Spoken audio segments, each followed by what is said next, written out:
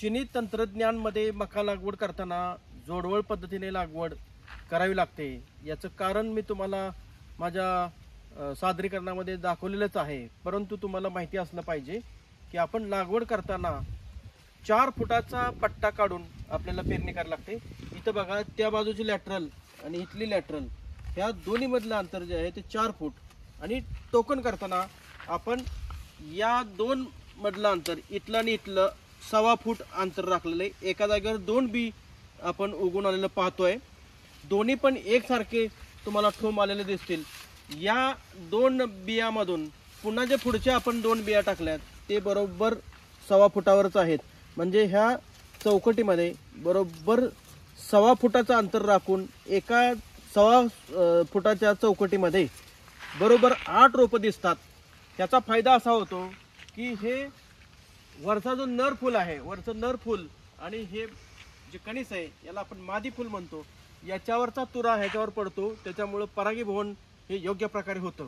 दुसरं, ह्या 2 ओळीमधलं अंतर जर बघितलं तुम्ही, हे मधलं अंतर जे बघा, हे 2.5 फुटाचं अंतर आपल्याला राहिल्यामुळे सूर्यप्रकाश पूर्णपणे पानांवर पडतो।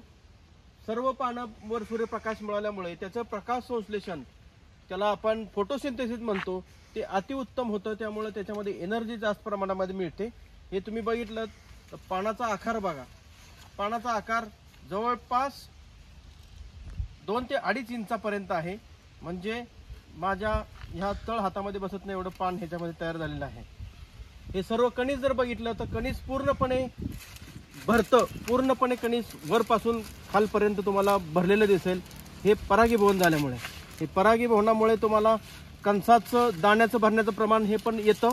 आणि असं जर कणीस भरलं तर ह्या दाण्यांचं संख्या आणि दाण्यांचं वजन जर काढलं तर एका कणसामध्ये 200 ग्रामपर्यंत जाऊ शकतो। कमीत कमी 150 ग्राम तरी एकच कणीस आपल्याला चांगलं 150 ग्रामचं आलं पाहिजे। 2-2 कणस येण्याची गरज नाही। एकच कणीस चांगलं जर भरलं तर उत्पादन पण वाढणार आहे। आणि हे जोडवळ पद्धतीने आपल्याला लागवड करायची आहे। लागवड करताना तुम्हाला साधं सोपं गणित सांगतो की 4 फुटाचे बेड काढायचे आणि ड्रिपर आपण हातरून घ्यायची। ड्रिप लाईन बरोबर सेंटरला घ्यायची, त्याच्या 8 इंच इकडे आणि 8 इंच दुसऱ्या बाजूला। इथं जी ड्रिप लाईन दिसते हे बघा तुम्ही, बरोबर मध्यावर आहे। आणि टोकन करताना ज्या ठिकाणी ड्रिपर आहे तो 40 सेंटीमीटरचा ड्रिपर येतो 1.25 फुटावर, त्या ड्रिपरच्या या बाजूला आणि या बाजूला टोकन केलेले आहे।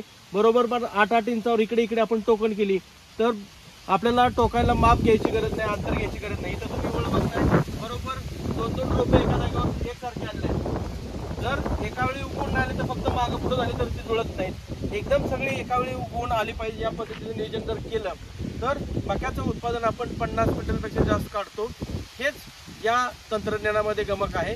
याच्यामध्ये एकरी 11 किलो बियाणं लागतं, जे रेग्युलरमध्ये फक्त 8 किलो लागतं। रोपांची संख्या इथे 34,000 होते। आपल्या नेहमीच्या पद्धतीमध्ये 24 ते 25,000पेक्षा जास्त रोपं येत नाहीत। हे तुम्हाला करायसाठी या तंत्रज्ञानाचा वापर करा, एवढंच विनंती करतो। धन्यवाद।